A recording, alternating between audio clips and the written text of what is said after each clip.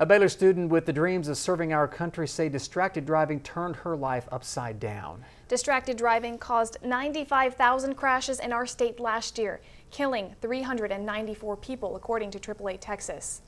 Our Stephanie Escobar joins us live in the studio. Stephanie, April is Distracted Driving Awareness Month. Andrea and Vince, it's a time to remind folks to avoid doing other things while driving, like texting or eating. A Baylor student and a school teacher impacted by crashes shared their stories to warn you about the dangers of distracted driving.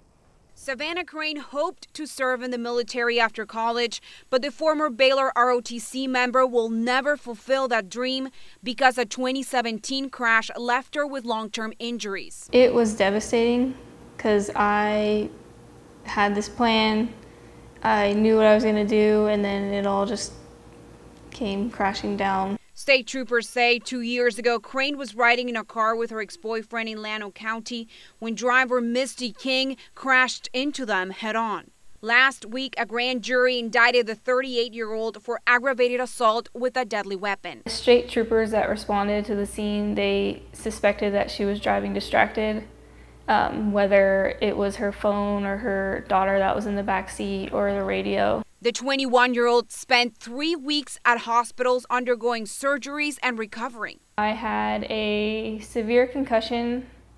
I fractured my nose. I had plenty of lacerations to my forehead, broke some toes.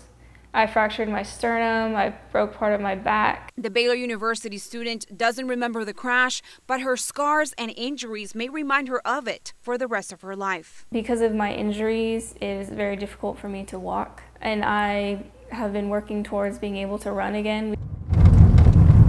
Jennifer Eichenhorst will never forget an accident in 2016 in Hood County after she picked up her daughter from a volleyball game. She was explaining to me that she got her serve over the net, and I pulled into an intersection and I didn't see an approaching motorcyclist. 56-year-old David Bowles died after the accident. It is the hardest burden to carry for the rest of my life. I live every day with guilt and shame. State troopers say Eichenhorst failed to yield the right-of-way. I was complacent. I felt safe, therefore I was safe. And it breaks my heart every day. You know, I'd do anything to take that day back. The school teacher who moved to Waco after the crash says she now avoids distractions while driving, including listening to the radio. She's also sharing her story with people online to prevent another tragedy. I just did the ultimate thing to someone else, an innocent person. I never would have done that. And I never want someone to have this feeling.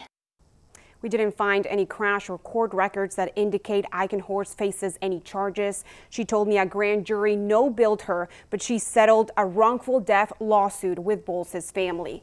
And his brother, who is still grieving his loss, said that he didn't want to comment on this story. And Stephanie, we understand that Misty King, the driver of the accused, rather, of injuring the Baylor student, didn't have an insurance. Savannah Crane, the victim in this case, says her medical bills were over $700,000.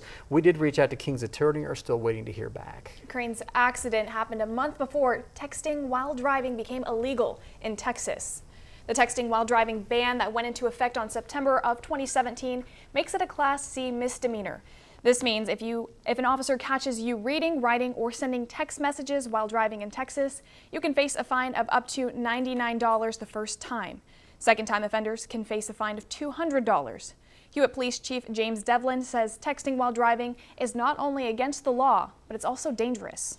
Just put the phone up, turn your nav off unless you just absolutely need it. Stay off the phone and pay attention to the roadway because you're driving a couple ton vehicle as you operate down the roadway. You need to really pay attention and be very careful.